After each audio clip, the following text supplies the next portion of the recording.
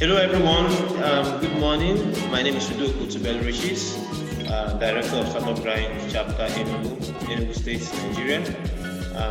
In lieu of our monthly fireside chats, we are hosting a very, very prominent professional in the field of medical sciences, Professor B.C. Ozumba, who also was Vice Chancellor of the University of Nigeria, Nigeria's first premier university, and also he is also the chairman and founder of Rural Hub Nigeria. Prof. Umar Issa, welcome to the program, sir. Thank you very much, Dr. Okay, Happy sir. to be here. Thank you very much, sir. It's our pleasure also, sir. So I'd like to first start with a little bit of introduction. If it's okay with you, we'd like you to just speak to us a little bit on Rural Hub Nigeria and how its activities has gone so far vis entrepreneurial interests. Thank you very much. You say you need an introduction of my person? Yes, sir. Yes, sir. I'm actually a professor of obstetrics and gynecology turned an entrepreneur. I formerly served as the medical school provost of the College of Medicine and finally as the Vice Chancellor of the University of Nigeria from 2014 to 2015. During that period, as you know, University of Nigeria is the first university in the country. During that period, I set up the first fully fledged university embedded technology hub in West Africa. Not only in Nigeria, the Rural Hub. The Rural Nigeria Hub is hosted within the University of Nigeria under the triple helix model. The Rural Hub is a community that provides professional support to technology-enabled startups, researchers, entrepreneurs, and SMEs. Rural programs are designed to develop a new generation of innovators and creators that will provide local technology-based solutions with international perspectives. Okay. The vision of Rural Nigeria Hub is to create homegrown technology solutions with global impact. The mission is to produce the next generation of entrepreneurs by creating an enabling environment, support systems and relevant skills to succeed with technology entrepreneurship. Rural Nigeria Hub offers business incubation programs, consultancy services, and so on. Rural Nigeria Hub partners with OilServe Limited, Facebook, the only one in South Nigeria, Huawei Technology, Ideon Science Park, Sweden, Lund University, Sweden, Lion Science Park at the University of Nigeria, Lunda Vision AB, Sweden, Access Bank, and so on. In May 2017, Rural Hub has incubated no less than 35 startups, still counting. Focus areas that include, but not limited to, renewable energy, healthcare, Medicare, drone technology, agribusiness, ICT, automobile security, housing security, nanotechnology, as well as financial technology. This is just a brief on Rural Hub and what we are. Okay, sir. Okay, sir. That means it has the concerns of Rural Hub. In summary, the vision would be to sort of serve the macroeconomic growth by giving support to the SMEs and startups in all these various fields, which it has done so far. For which I'd say most likely we're going to have a partnership if it's okay, since it's in line with what Startup Grind is also doing, functioning all over the globe in every state, trying to also achieve the same vision. So hopefully before long, sir, I would like to, if it's okay, we could have a partnership to boost on that. Thank you. Yeah, that would be very welcome. All we do is just, collaboration. We create an enabling environment to stimulate the young brains to start their own business. Yes. Grow their own business. Become global. Some of them have achieved that.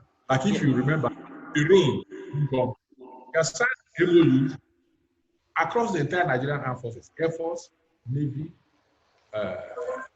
Armed Forces, to help them develop their aerial unmanned vehicle because of their expertise, which they honed at the Royal Hall on drone to support them. That's what we shall support any business. We create the environment at the Royal Hall. Okay, sir. Okay, sir. Thank you very much, sir. Hopefully, we'll have a meeting as regards this, sir. You're very welcome, sir. And quite a very wonderful job that DROA Hub is trying to do. It's quite gigantic. But then, of course, very feasible. Just like similar to what is happening at Silicon Valley in the United States. I guess DROA Hub could end up being, even as it has initiated, being the Silicon Valley of West Africa, because it's sort of first of its kind, within this region.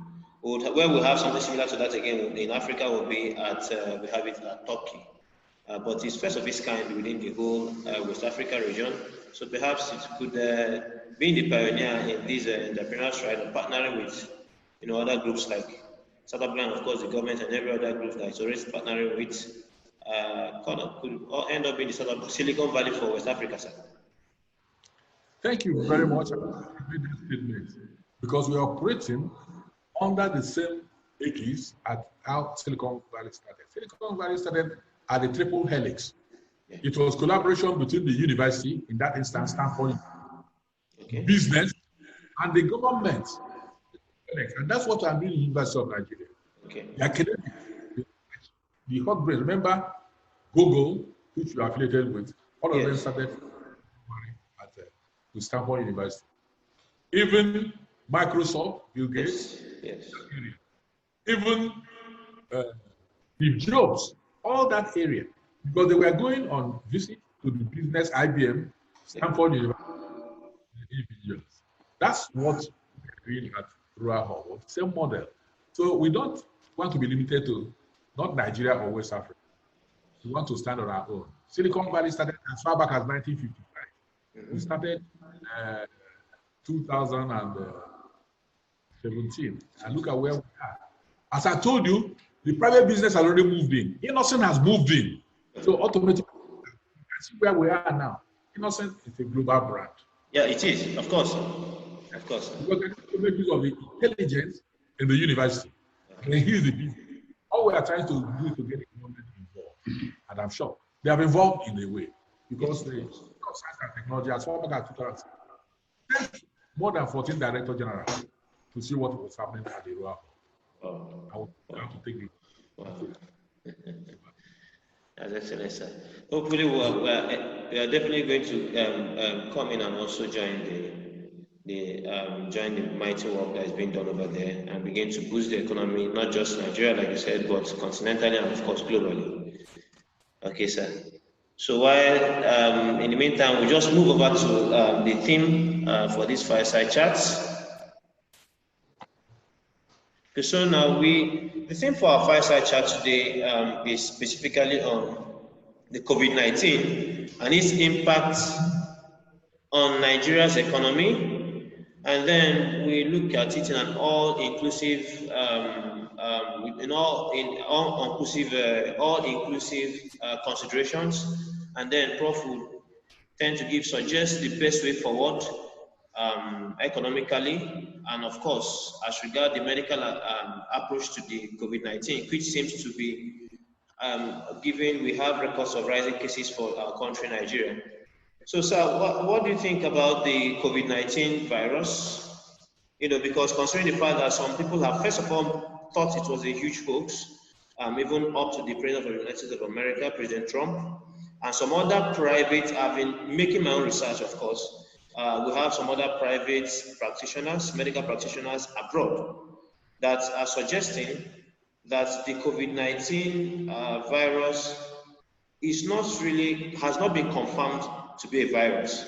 That they've not really done an experiment that is also comprehensive and extensive, such that they bring an infected person and then take a sample of his blood and begin to analyze it to know the makeup of the virus and begin to suggest the best way to approach it. This is a recent video I watched via YouTube. So, sir, I want you to give us your own take on that, sir. Thank you very much. They are both direct evidences to show the COVID-19 is. Okay. Look, COVID-19 is a well-known global pandemic because it affects every community or population in the world now, not just Nigeria. It is not a hoax. At the global level, the current UK Minister, Boris Johnson, was threatened by the virus. He was quarantined. Is it then a hoax? I'll tell the audience to answer me. He was quarantined. But he survived. In Nigeria, 2 state governors in the Northwest were threatened by the coronavirus. You know them, Governor of Kaduna and so on. They were quarantined. The governor of Delta and his family were quarantined. Is it a hoax? The governor of... No, the issue is that it's been said that the WHO and then some huge high net worth individuals have a program for the vaccines. So they could partner with nations. They could partner with nations, which includes the heads of different states in a particular country.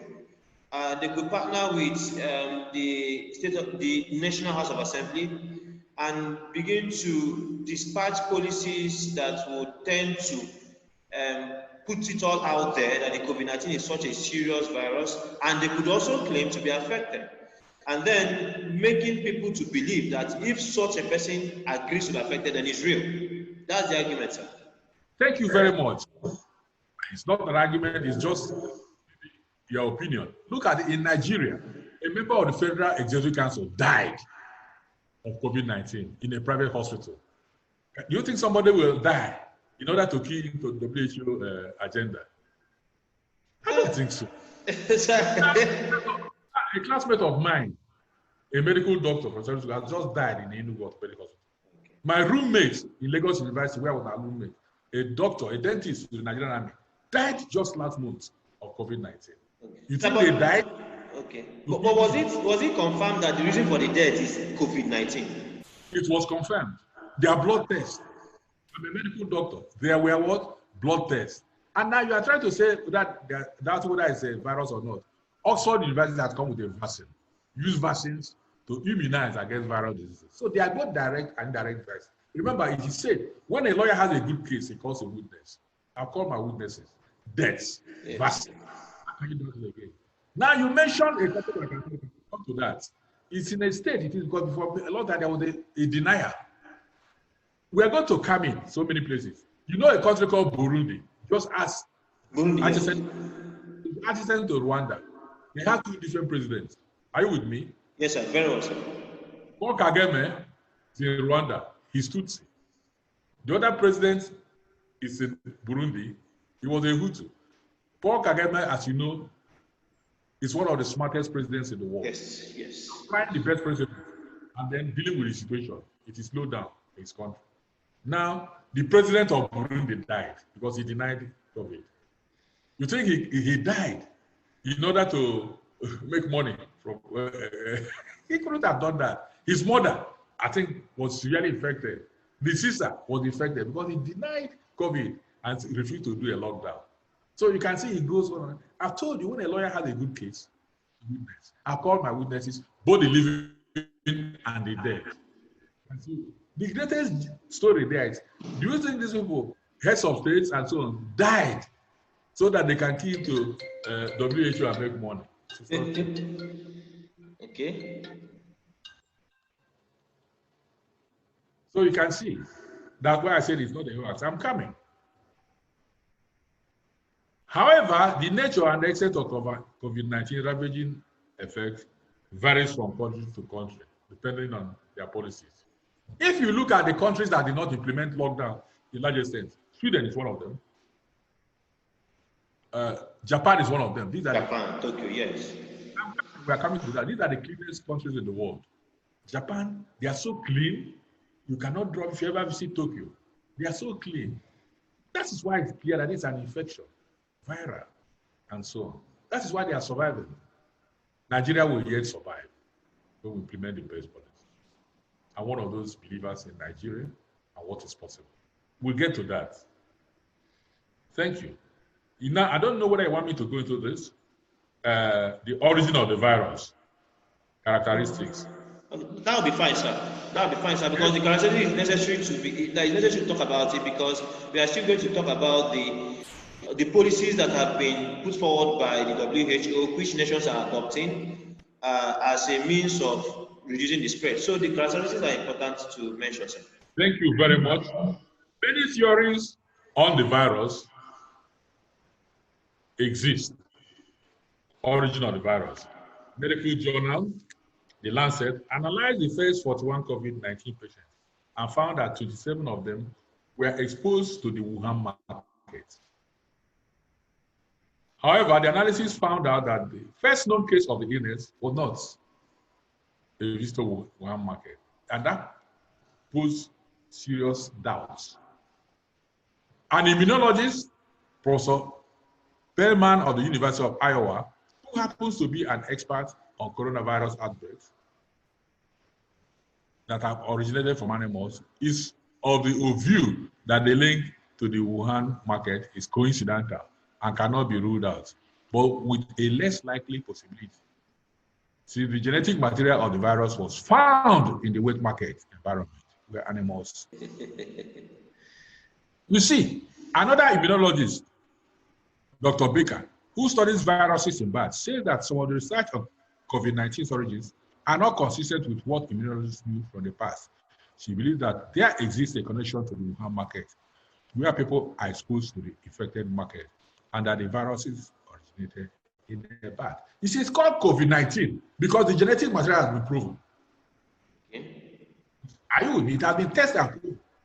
Okay. And it's just like the SARS virus. You know, SARS virus has been in those Asian countries in the past. ACR. It's the same thing, but this is just what you call a mutation, a new development. So the body has not acquired immunity.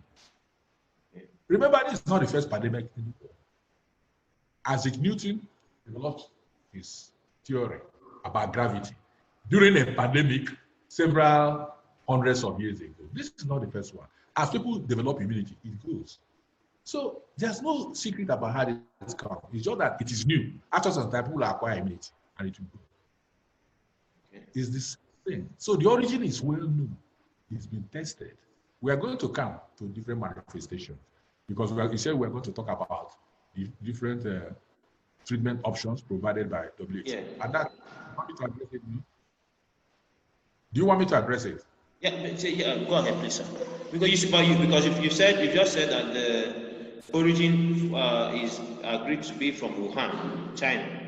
The next thing, but it's not clear. Because one of them outside Wuhan. Okay. Are you with me? Okay. Or maybe the same environment as existed in Wuhan existed there. That's what we talk about. Remember, we talked about the hub and so on. We are there to create enabling environment. Once you create the enabling environment, the virus will emerge. It's a virus. Okay. Okay, sir. Okay, go ahead, sir. Now you talk about the different treatments suggested by who? WHO. There are many. I don't dramatize one. First of all, safe hygiene. You know, spread of infection. If you want to cough or sneeze, you flex your elbow to limit the spread. Okay. These are called public health. I've demonstrated one. Then the next thing is the safe distance. Because it's not that when you crowd yourself together, these are viruses. Is that not so? Yeah, correct. If you crowd yourself in an environment, you can easily spread to the next person. Now, Fauci, who is in charge of this, working on this virus that we have in the United States, yes. The United States said it's not going to enter. Said it's not going to do what, sir? Sorry. Enter an aeroplane until this virus spreads. Remember when you enter an aeroplane, the whole place is exposed. Are you following me? Very well, sir. Practical measures. They are called public health measures. Because if somebody has a virus in that plane, there's no cross ventilation. Is there one? No. So the important is to keep off a closed area. That's why they say we should not gather. We should not gather in nightclubs, in eating places, in parties, in funerals. That's a public. So WHO, the easiest thing that prevents disease, these are preventive errors, is this question of very important guidelines from the WHO. One, enclosures, keep a safe distance. Two, stop the spread by wearing masks or use human mask as a cover your face and so on you are sneezing. Then the next one, don't gather in closed spaces. Then you must hygiene. Wash your hands with soap and water at least 20 minutes every day. Don't go about shaking people. Reduce physical contact. These are treatment options proposed not only by World Health Organization, but by health agencies. Then we talk about the lockdown. The lockdown is important so that people don't gather in offices, so that people don't gather in markets. They have to eat. We're going to come out the economic aspect. But the lockdown, I told you about countries who didn't lock down and those who locked down. Japan can afford not to lock down. Are you with me? Because basically, the average Japanese is a very clean person. But you cannot talk about that living in sub-Saharan Africa. In Sweden, they are very clean. These are areas of many years of civilization, and so on. You can see that the country really best in the pandemic were those run by women, remember, in the faraway Europe, because they are very clean, many years of civilization. And then you look at a country like Burundi, who is a third world country, refused to lock down. And what you have is that their president died. The mother to the president died. The sister very sick and so on. So these are what. Yeah, but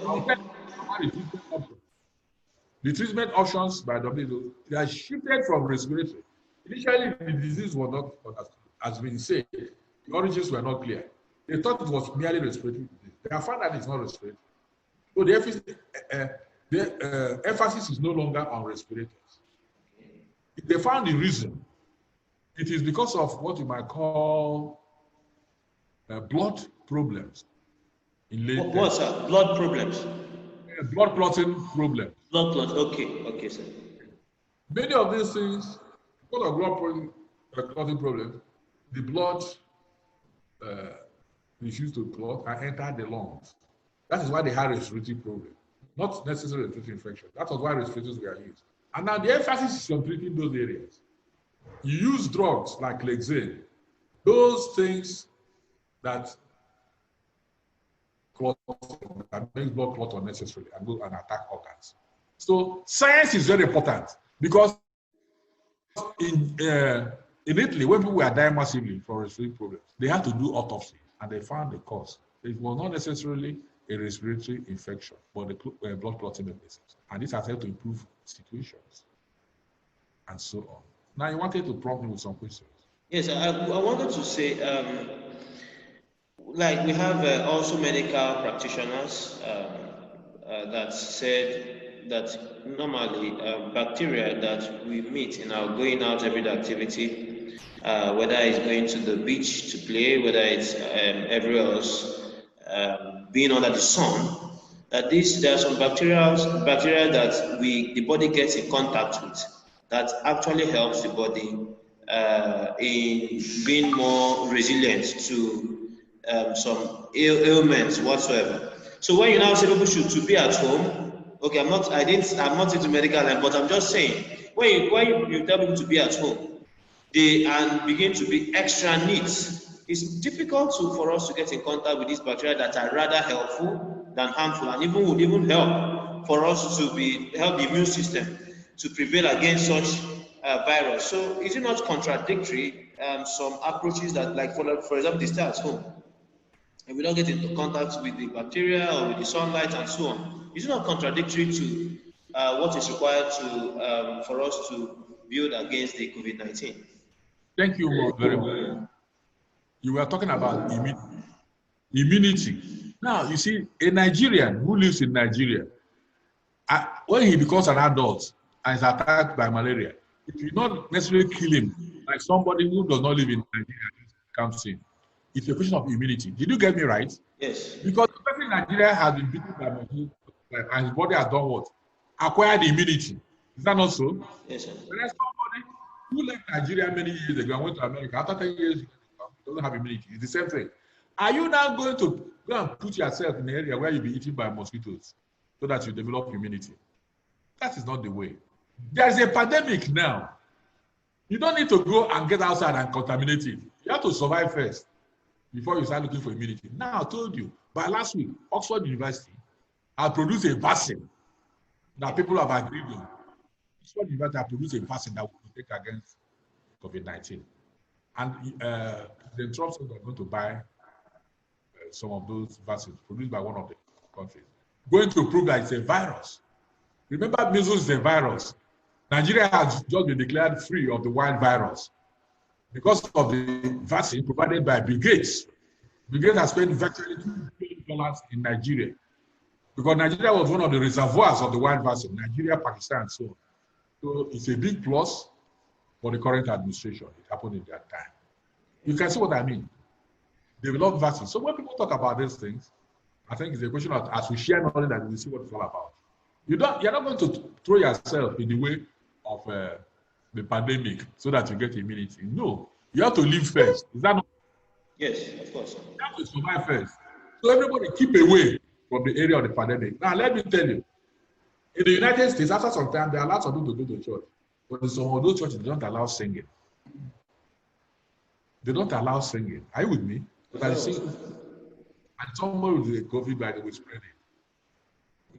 Okay, so but I would like, okay, although that this might be later on, but I would like us to discuss, I would like us to check it.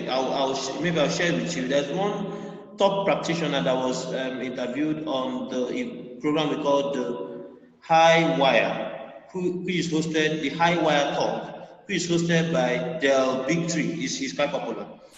And he hosted Andrew Kaufman. Andrew Kaufman is a top medical practitioner, I think, in the United States too. And he suggested something, but I guess maybe I'll share it with you after, if maybe within the year, towards the end of the year, if we could have a second version of this fireside chat, because it's plaguing the whole world. Everybody's been affected by it. Economies have crashed. And even President Trump is still insisting that this is not so severe, that they should have their economy still locked down. And he's pushing even to open the schools at the United States. This has kept schools closed and so on. So the real question is, even the deaths that we've had so far, people could argue that the reason why we've not had further deaths is because of the approaches that have been put into place. So it has reduced on the spread. But people are still asking, is it worth the total shutdown? Is it really worth it? Why this is separate from the opinion of Mr. Andrew Kaufman. I think I'll share his through a link to you, sir. So maybe you go through it also and see whether you could approve of what he's saying. You know, also being in the field and being a huge authority in the field too. So what I'm saying is two things. One is the whole approach of shutting down schools. We understand we're supposed to stay at home so that we stop the spread. So when is it now right for the schools to be reopened? When is it now right to make everything to open up? Or is this a new normal? Because we have several people talking about the new normal, new approach post-COVID-19. When is it right to now put things going on again, like the schools and then the churches and everyone? Is it when the vaccines come out? Thank you very much. If I get your question right, you want us to know when we shall remove the lockdown. Yes, and open the schools. Yes. Now, the lockdown has extreme economic and social consequences, globally and in Nigeria, such as fall in oil prices in the global market. It's not only Nigeria that is hit, all over the world. There's fall in global oil prices because many countries don't need the oil because you need the oil as energy to power industry. China is the factory of the world. They found out that in the United States of America, 97% of their products were produced in China because of cheaper rates of production. Now, when those factories were shut down, they did not need Nigeria's oil anymore. Is that not so? And other countries of the world. Yes. And those countries that are mono economies could not go on. Now, and in Nigeria, such as fall in oil prices in the global market, declining fiscal revenue. Now, the government said they are no longer getting money. Is that not so? Good. Job losses. People lost their job. Look at the private school teachers are crying that they should rule so that, and the owners of schools say that they should. You see the reasons why people say that they should remove the lockdown. It is purely economic, not medical. Now, the government says no. We cannot allow a state. In Nigeria, like in America, and in most countries of the world, the incidence of the pandemic is rising, more new cases, for many reasons. One, they are more testing. Are you with me? So that's why they are increasing, and so on. They are more testing. Maybe more people are being infected, and people are not obeying the lockdown. The economic consequences are very severe. Donald Trump is facing an election in November. And in America, what determines election is what? Economy. Bill Clinton says the economy is the economy is the economy. It's pure economy that determines who wins the election in the United States. That is why he wants the lockdown put down, not because that the things are improving. And the same consequence, that's why he wants the school open. Because again, school is business in America, in all developed countries. Foreign people come and pay school fees. Australia are crying. Canadians are crying. These are destination centers for education. So you can see that their reasons are purely economic. Now, no responsible government will sit and wait for the people to start dying and incidences. And then there will be uproar in the cities, in the towns, that this government is very unfeeling. So there's a tussle. So when you talk about the new normal, no. The incidence will surely go down, as I told you, as the immunity improves. The important thing is where. The school are about to lose 1 year, university 1 year. People are not happy. But the responsible government will not agree for people to die off. So now I have a solution. Now they talk about WAEC.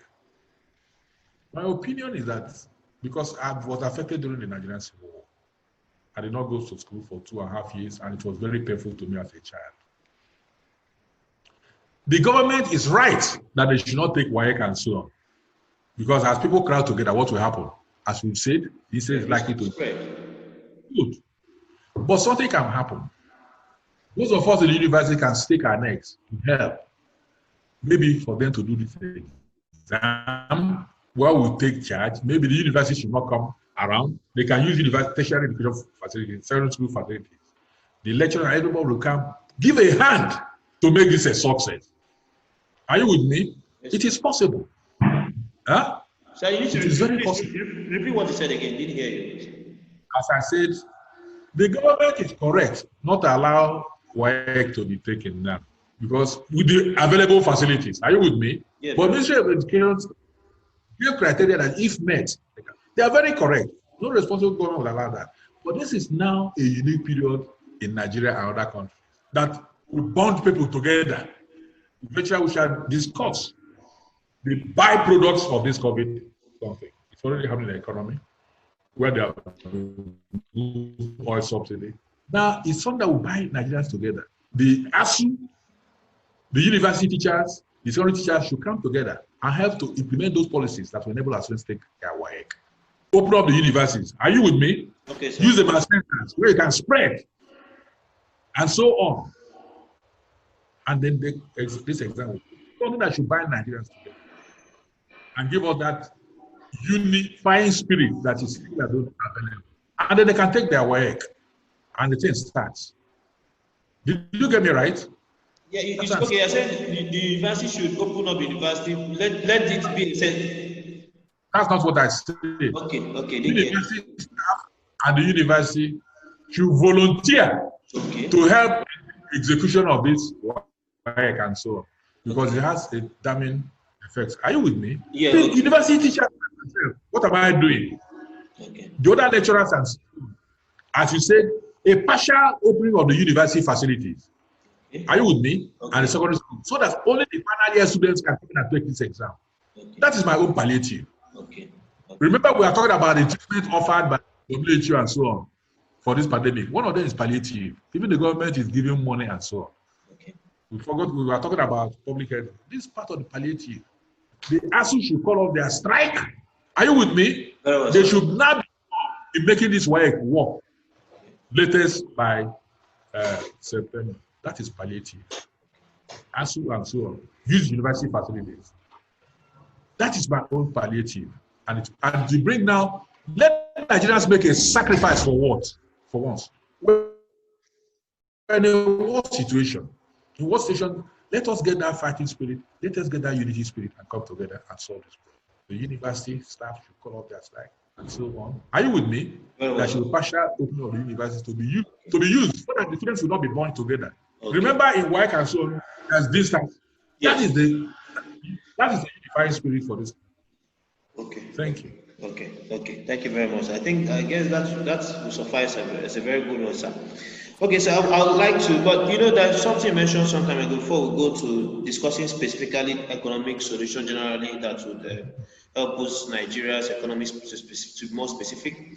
You mentioned something some time ago. You said that sometimes, it appears to be rather that people, if you run testing, all over the country, for everyone, that there are people that would there'll be carriers of the COVID-19 virus that are not even exhibiting any sort of ailment.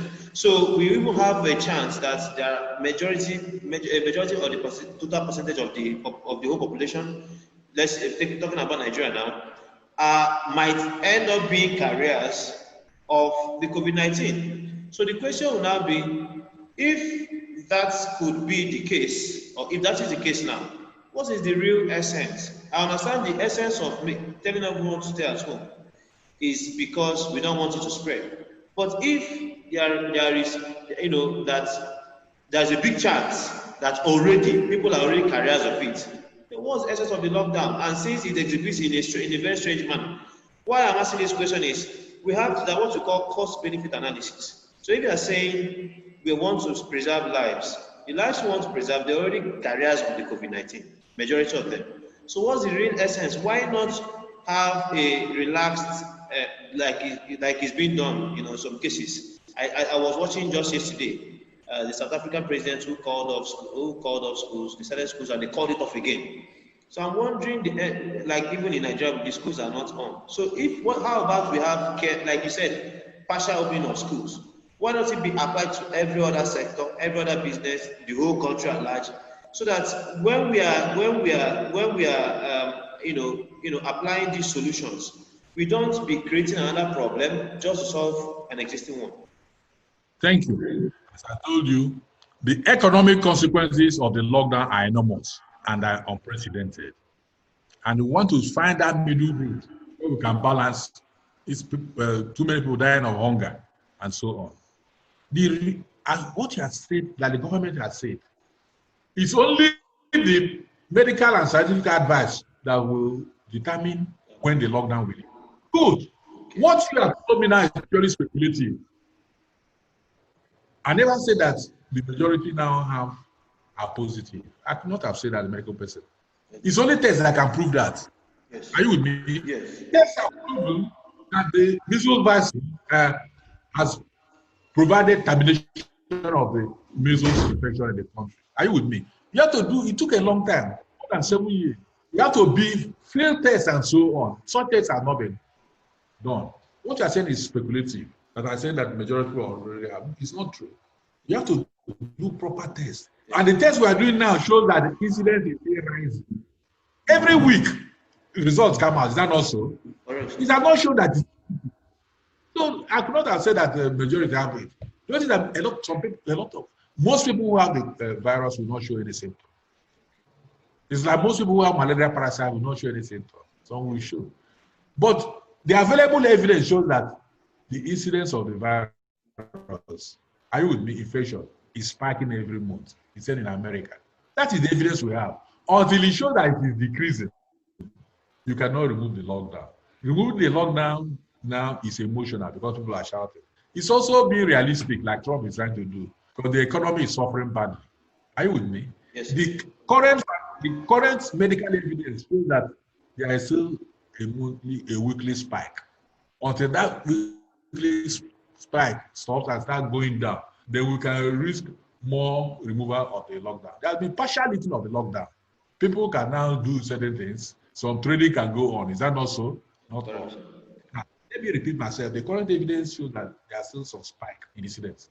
Is it now wise to remove the lockdown? I told you about countries that did not do the lockdown, like Burundi. Their president died, the mother died, and so. What evidence do we need? The government has said it's only medical evidence that will do,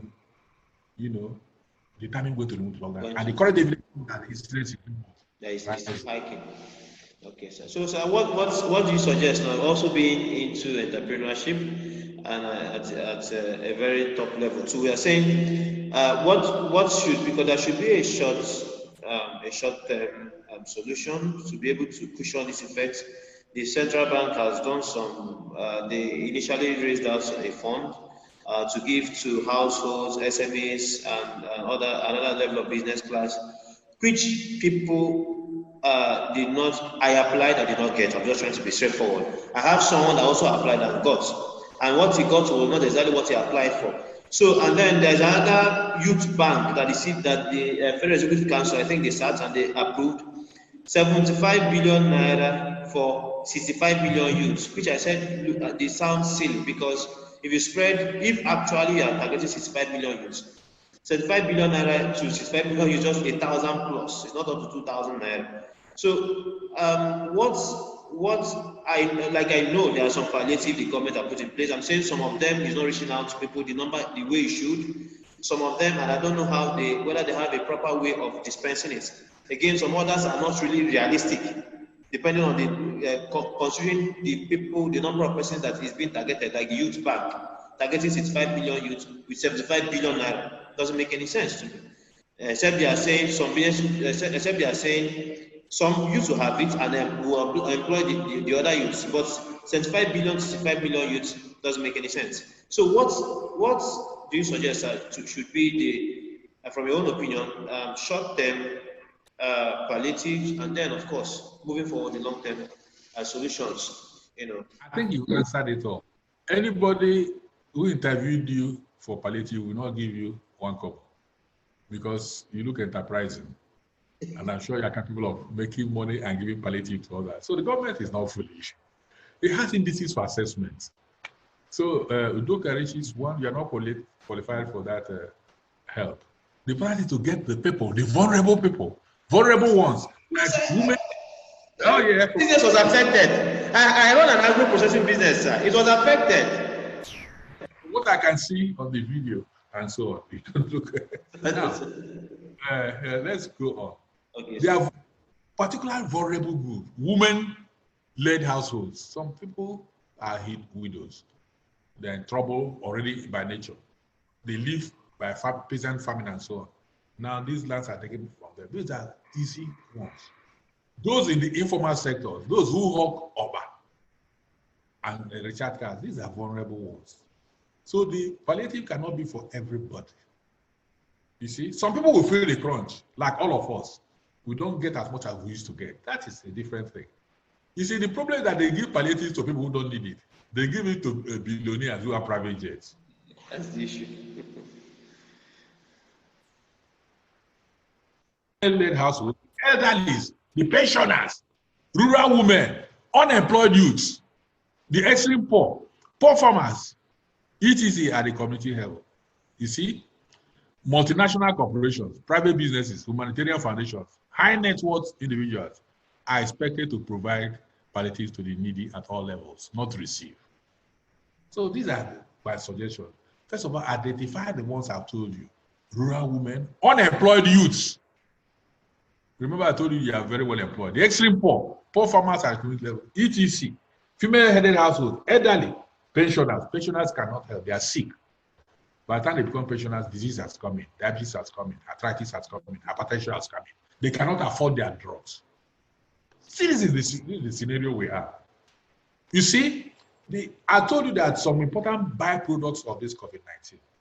The COVID-19 as a leader, the SGF told us, identify fault lines in the Nigerian system.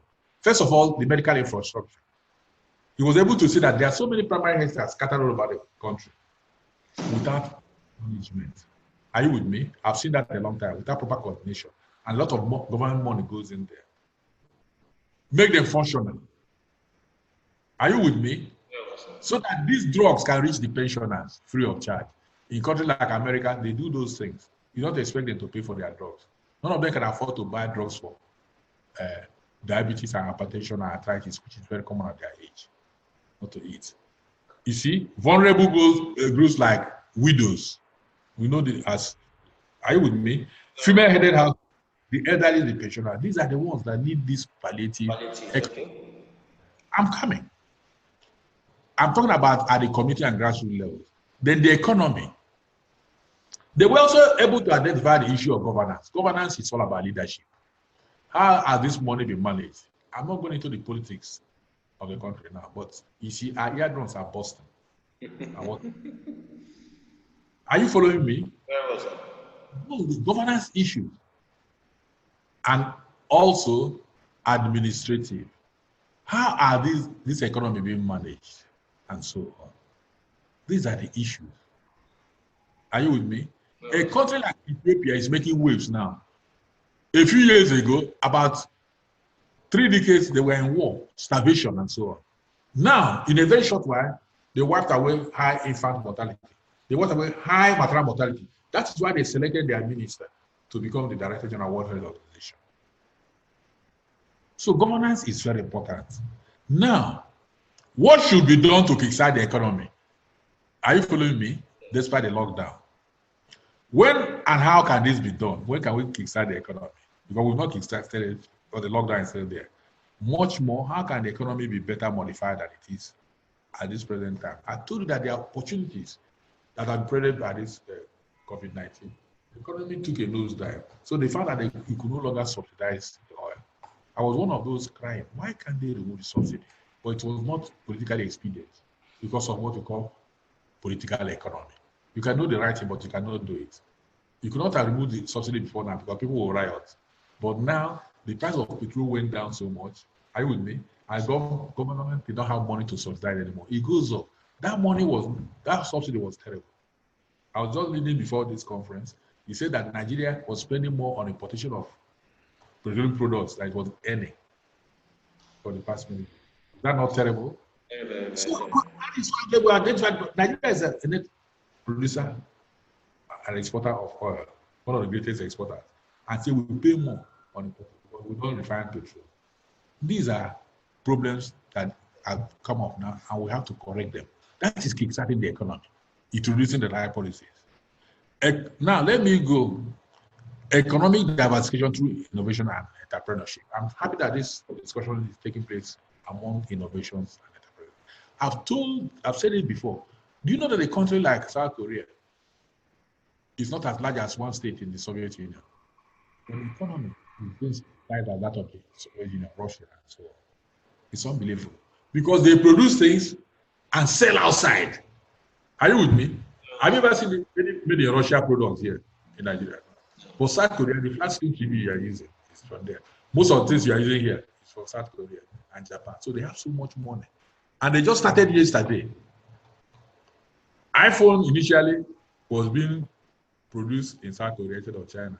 But they had so much litigations. Are you with me? Samsung came up and so on.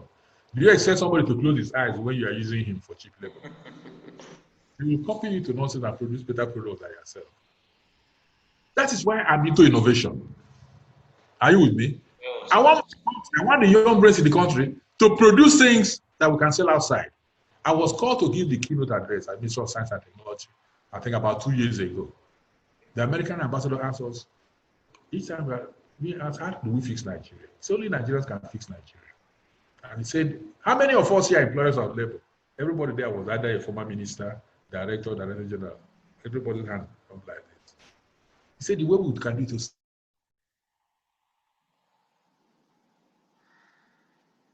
China did. They introduced an educated workforce. Americans came to use them. Are you with me? And then take things to America. And as they were doing, they didn't make no secret of it. They were copying. Look at Huawei.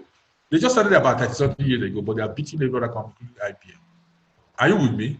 As they were using them, they were copying them. Until they are now in a position to outsmart them. Look at the pandemic. Who won the war? This is the Third World War. China was using robots to feed their sick people. Now Americans don't even have what they used to. So China won the Third World Economic War. It's innovation. Go to Taiwan, and then upcoming India.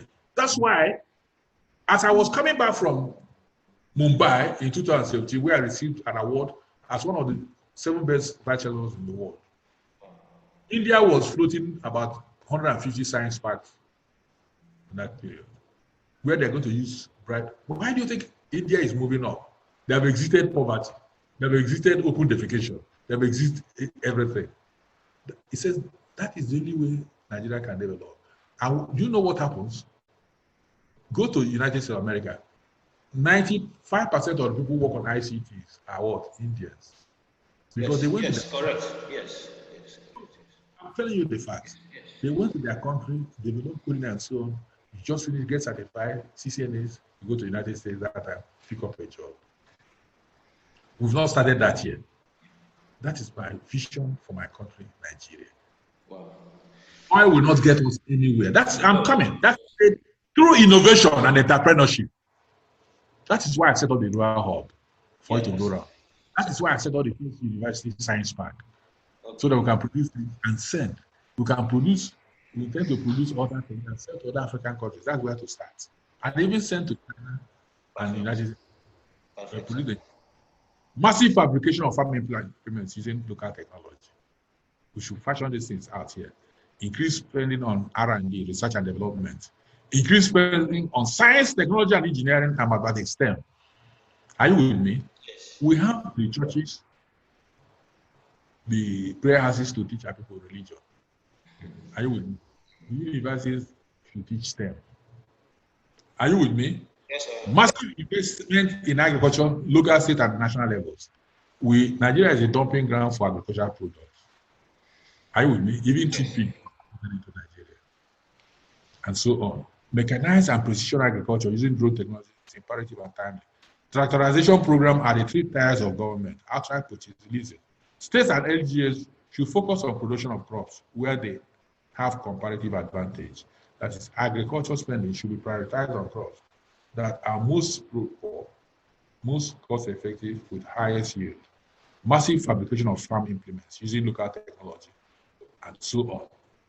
You see, I think I've given in a nutshell what we need to do economically.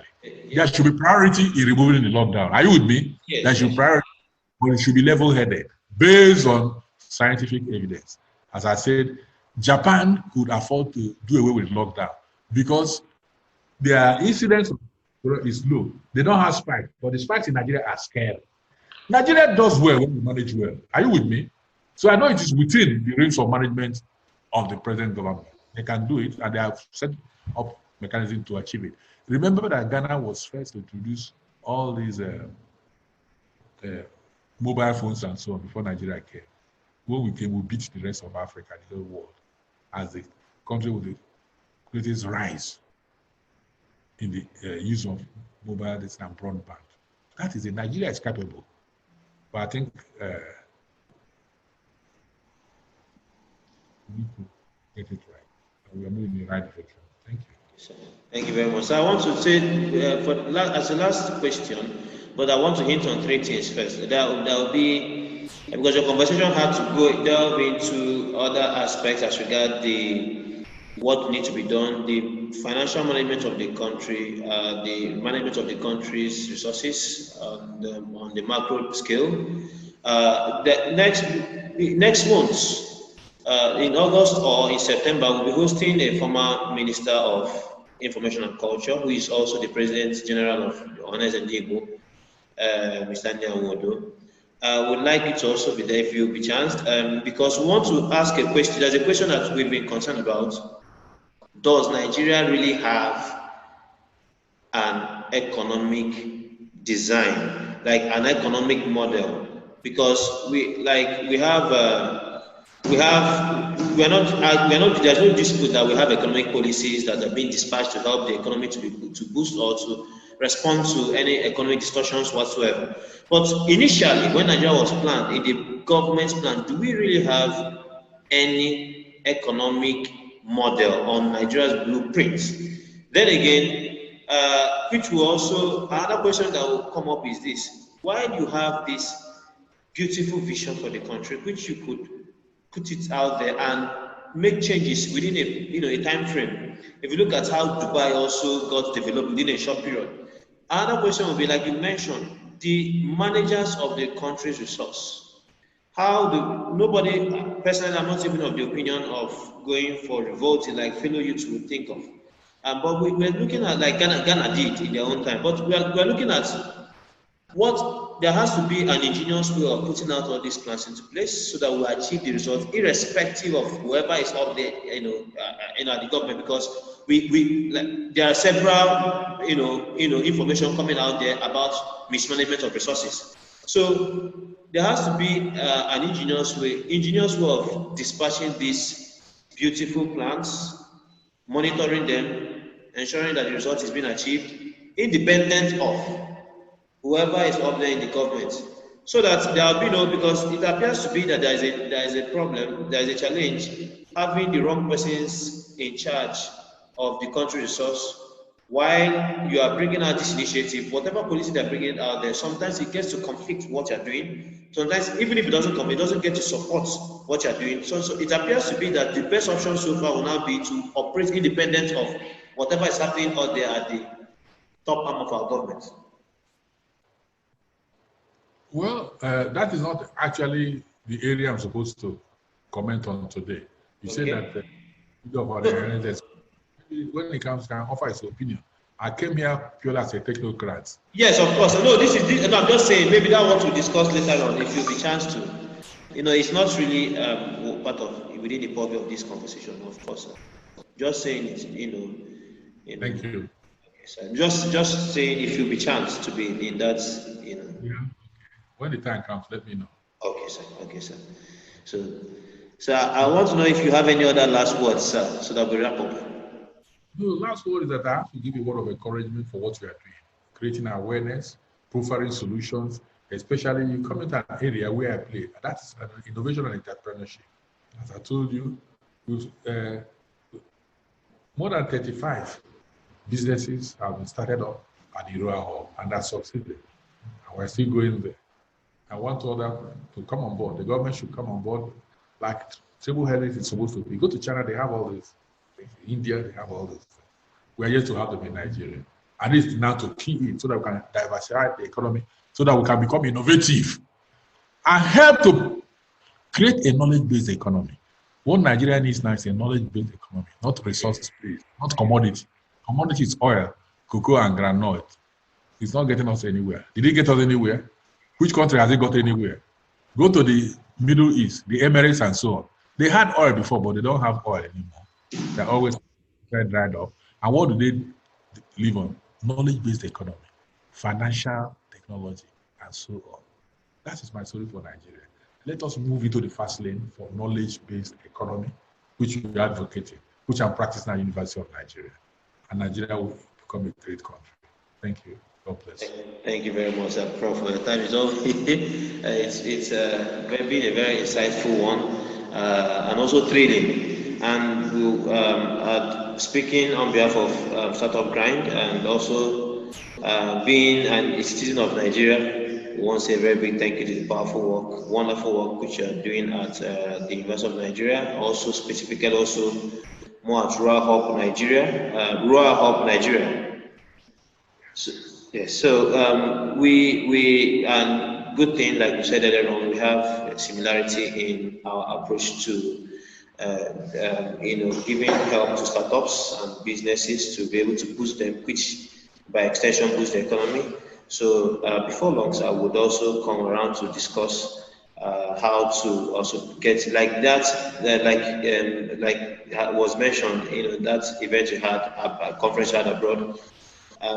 Nobody will help us, better than we helping ourselves. So Startup Grind does have a model which Nigeria can help Nigeria with us ensuring it's true and putting our resource behind it.